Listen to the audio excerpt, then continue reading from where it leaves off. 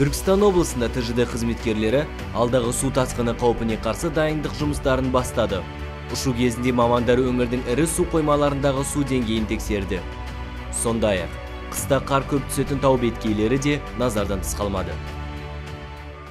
Түркістан облысы аумағындағы орналасқан барлық су қоймалар мен бөгеттердің барлығы дерлік Түркістан облысы төтенше жағдайлар департаментінің жете бақылауында.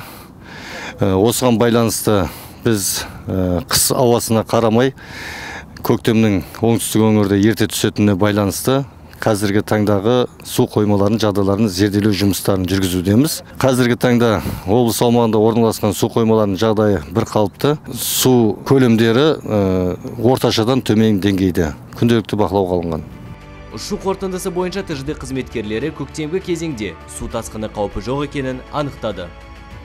Естеріңізге сала кетейік, төтенше жағдай туындаған кезде немесе шұғыл көмекті қажет ететін өзге де жағдайларда 112 нөміріне қоңырау шалу қажет.